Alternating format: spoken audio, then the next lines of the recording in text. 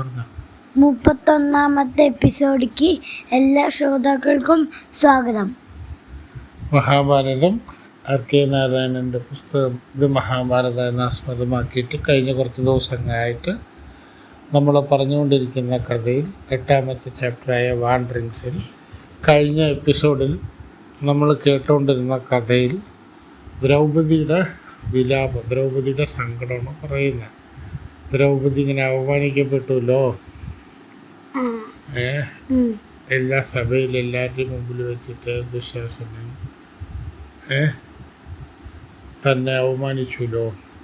അപ്പൊ രക്ഷിക്കാൻ ശ്രീകൃഷ്ണൻ മാത്രമല്ലേ വന്നുള്ളൂ. അപ്പോൾ വ്യാസമഹർഷി പിന്നെ ശ്രീകൃഷ്ണനും വ്യാസമഹർഷി വന്നിട്ട് കാട്ടിൽ വന്നിട്ട് യുധിഷ്ഠിരനെയും പഞ്ചപാണ്ഡവന്മാരെയും കണ്ടിട്ട് പോയി. അതിനുശേഷം ശ്രീകൃഷ്ണനും വന്നു.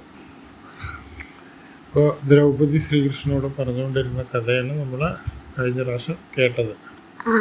ശ്രീകൃഷ്ണനോട് തൻ്റെ സങ്കടം പറയണേ, ഇത്രയും കഴിവുള്ള 5 ഭർത്താക്കന്മാരുണ്ടായിട്ടും ഇത്രയും കഴിവുള്ള അച്ഛൻ ദ്രുപദൻ ഉണ്ടായിട്ടും ദൃഷ്ടദ്യുമ്നൻ ഉണ്ടായിട്ടും ഞാൻ ഇങ്ങനെ അവമാനിക്കപ്പെട്ടു.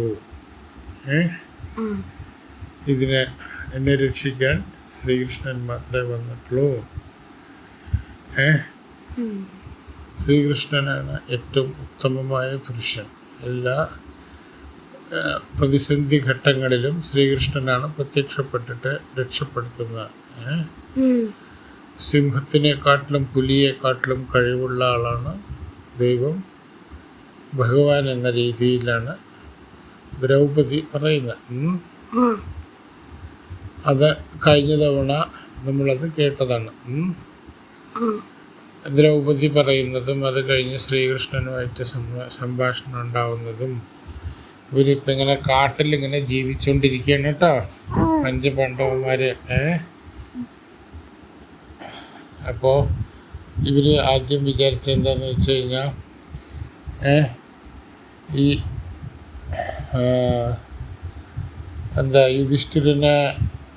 യുധിഷ്ഠിരനെ വീണ്ടും ചൂത് കളിക്കാൻ വിളിക്കുകയാണോ എന്നൊക്കെ സംശയിച്ചിരിക്കുകയായിരുന്നല്ലോ അല്ലേ.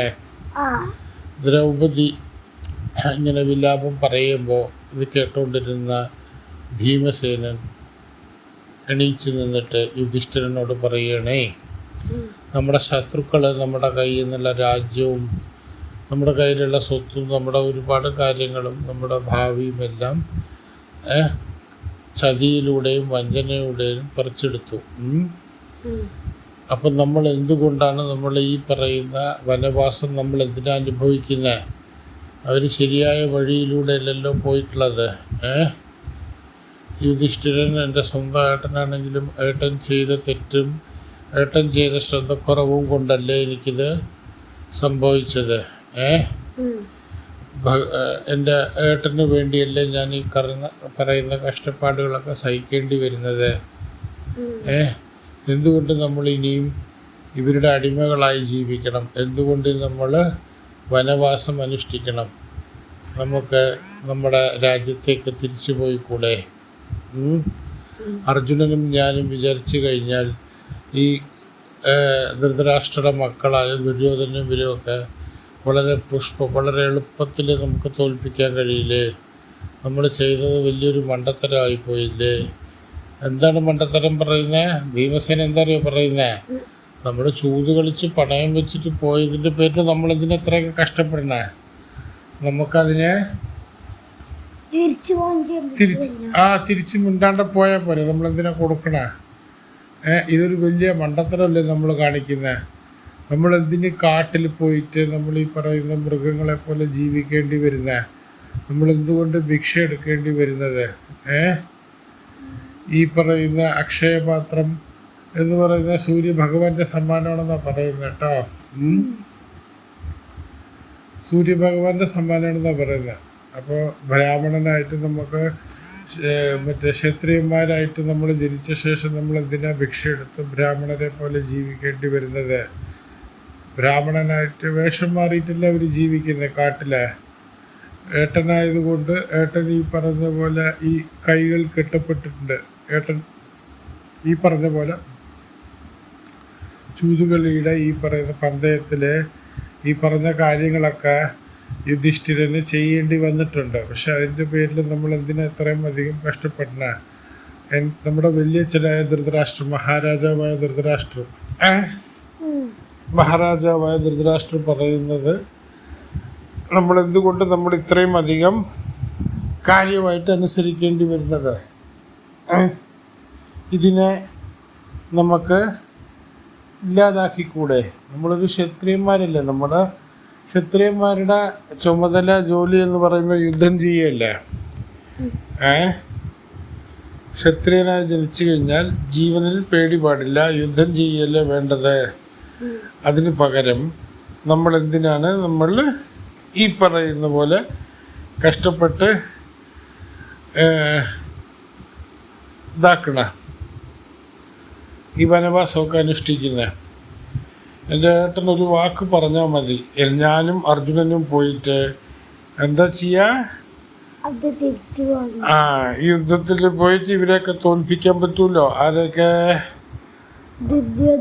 ദുര്യോധനനെയും ദുശാസനെയൊക്കെ തോൽപ്പിക്കാൻ പറ്റൂലോ. എന്തുകൊണ്ട് നമ്മൾ അങ്ങനെ ചെയ്യുന്നില്ല എന്ന് ഭീമൻ യുധിഷ്ഠിരനോട് ചോദിക്കുകയാണ്. എനിക്ക് ഈ യുധിഷ്ഠിരൻ മറുപടി പറയണേ. യുധിഷ്ഠിരൻ ഒരുപാട് ആലോചിച്ച ശേഷം യുധിഷ്ഠിരൻ മറുപടി പറയണ, എനിക്ക് ഭീമൻ പറഞ്ഞ വാക്കുകളോട് പ്രതികരിക്കാൻ കഴിയില്ല. ഞാൻ ഇത് സമ്മതിക്കുന്നു, ഇതെല്ലാം എൻ്റെ തെറ്റായിരുന്നു എന്നുള്ളത്.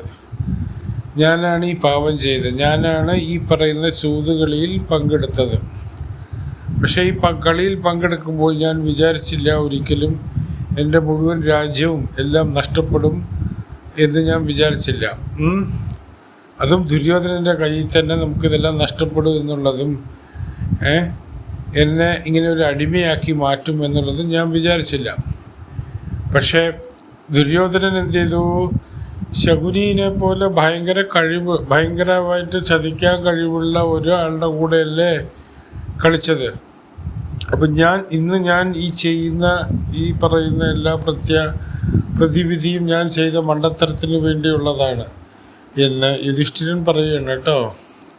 പക്ഷെ പെട്ടെന്ന് നമുക്ക് ഇത് തീരുമാനിക്കാൻ കഴിയില്ല. ഭീമസേനൻ പറഞ്ഞ വാക്കുകളിൽ എനിക്ക് ഒരുപാട് വേദനയുണ്ട്. പക്ഷേ ഞാൻ പറഞ്ഞ വാക്കിന് എൻ്റെ ജീവനെക്കാട്ടിലും വിലയുണ്ട്. ഞാൻ ഒരിക്കലും എൻ്റെ രാജ്യവും ഇതും ഈ പറഞ്ഞ പന്തയത്തിനുള്ള എല്ലാ കണ്ടീഷൻസും ഞാൻ സമ്മതിച്ച ശേഷമല്ലേ നമ്മൾ ഇതിൽ പോയേ. അപ്പോൾ എൻ്റെ വാക്കിന് എല്ലാ വിലയും ഉണ്ട്. അതുകൊണ്ട് ഒരിക്കലും എനിക്കിതിൽ നിന്ന് പിന്മാറാൻ കഴിയില്ല. ഞാൻ ഒരിക്കലും പറഞ്ഞ വാക്ക് തെറ്റിക്കാറില്ല എന്ന് പറഞ്ഞു. അപ്പോൾ ഭീമസേനന് ഭയങ്കര സങ്കടവും ദേഷ്യമൊക്കെ ആയി. നമ്മൾ ശരിയല്ല നമ്മൾ ചെയ്യുന്നത്, നമ്മൾ വയസ്സായിക്കൊണ്ടിരിക്കുകയാണ്. നമുക്ക് 13 കൊല്ലം കഴിഞ്ഞ് വരുമ്പോഴേക്കും കഴിവുകളും നമ്മുടെ യുദ്ധത്തിൻ്റെ മുറകളും ഇതെല്ലാം എങ്ങനെയായിരിക്കുമെന്ന് എങ്ങനെ അറിയാം? ഈ 13 കൊല്ലം നമ്മളെല്ലാവരും ജീവിച്ചിരിക്കുമെന്ന് പോലും ഉറപ്പില്ലല്ലോ. പിന്നെ എങ്ങനെ നമ്മൾ ഈ രാജ്യം തിരിച്ചെടുക്കാൻ കഴിയുന്നത് എന്ന് ഭീമസേനൻ സങ്കടത്തോടു കൂടിയും ദേഷ്യത്തോടു കൂടിയും പറയുകയാണ്. 13 കൊല്ലം എന്ന് പറയുന്നത് ചെറിയ കാലയളവല്ലല്ലോ, ജീവിതത്തിലെ പ്രധാനപ്പെട്ട കാലയളവല്ലേ. ഇതെല്ലാം പോയില്ലേ? നമ്മൾ മറന്നിരിക്കാൻ വേണ്ടി കുറേ കൊല്ലം ഇങ്ങനെ 10-12 കൊല്ലം 13 കൊല്ലമൊക്കെ നമ്മളിങ്ങനെ കാട്ടിലെ വനവാസത്തിൽ ജീവിക്കാൻ തീരുമാനിച്ചു കഴിഞ്ഞാൽ നമ്മളുടെ ജീവിതത്തിലെ പ്രധാനപ്പെട്ട ഭാഗങ്ങളൊക്കെ നഷ്ടപ്പെടുകയല്ലേ ചെയ്യുന്നത്. ഈ സമയം കൊണ്ട് ധൃതരാഷ്ട്രയുടെ മക്കൾ നല്ല നിലയിലെത്തുകയും ചെയ്യും. അവർക്ക് ഈ പറയുന്ന എല്ലാ കാര്യങ്ങളും അവർക്ക് ചെയ്തു കിട്ടാനും കഴിയും. കാരണം അവർ മഹാരാജാവല്ലേ. വനവാസത്തിൽ ജീവിക്കുന്ന പഞ്ചപാണ്ഡവന്മാരെക്കാട്ടിലും കൂടുതൽ കഴിവുള്ളത് രാജ്യം ഭരിക്കുന്ന രാജാക്കന്മാരും അവരുടെ തലമുറകളിലുള്ള ആൾക്കാരുമല്ലേ. അത് നമുക്ക് വളരെ നഷ്ടമായിരിക്കില്ലേ എന്ന് ഭീമസേനൻ മറുപടിയായിട്ട് യുധിഷ്ഠിരൻ പറഞ്ഞ പറഞ്ഞതിന് മറുപടിയായിട്ട് പറയുകയാണ്. പക്ഷെ യുധിഷ്ഠിരൻ എന്ത് ചെയ്തു? പിന്നെയും കുറച്ചു നേരം ആലോചിച്ചു, ഒന്നും മറുപടി പറയാൻ കഴിയുന്നില്ല.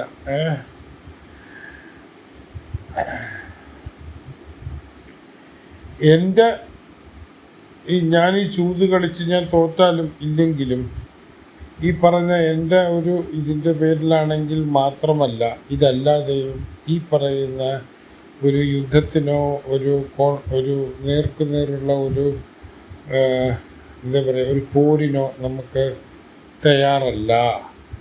ഇതിനുള്ള കാരണങ്ങളും വിശദാംശങ്ങളും ഞാനിത് പറഞ്ഞു തരാം. ഇതെല്ലാം ഒരു നിമിത്തമാണ്. ഇങ്ങനെയാണ് ധർമ്മത്തിൻ്റെ വഴിയിലൂടെ നമ്മൾ സഞ്ചരിക്കേണ്ടി വരുന്നത്. സത്യസന്ധമായിട്ട് നമ്മൾ ചെയ്യേണ്ടി വരുന്ന കാര്യങ്ങൾ. എന്തുകൊണ്ടാണ് യുധിഷ്ഠിരൻ ഈ പറയുന്ന വനവാസം ഈ പറയുന്നതൊന്നും എങ്ങനെ യുദ്ധം കൊണ്ട് തോൽപ്പിക്കാൻ കഴിയുമെങ്കിലും യുധിഷ്ഠിരൻ എന്തുകൊണ്ടത് നേരിട്ട് ചെയ്യുന്നില്ല എന്നുള്ളത് നമുക്ക് അടുത്ത എപ്പിസോഡായ 32ാമത്തെ എപ്പിസോഡിൽ കേൾക്കാവുന്നതാണ്. അപ്പോൾ വാണ്ടറിങ്സ് എന്ന 8ാമത്തെ അധ്യായത്തിൽ നമ്മൾ കേട്ടത് ഭീമസേനനും മറ്റുള്ളവരും ഇവർ തമ്മിലുള്ള ഒരു സംഭാഷണമാണ്. യുധിഷ്ഠിരനും ഒക്കെ ചേർന്ന് സംസാരിക്കുകയാണ്. അപ്പോൾ ഇതുവരെ കേട്ടുകൊണ്ടിരുന്ന എല്ലാ ശ്രോതാക്കൾക്കും നന്ദി. അടുത്ത എപ്പിസോഡിൽ വീണ്ടും നമുക്ക് കാണാവുന്നതാണ്.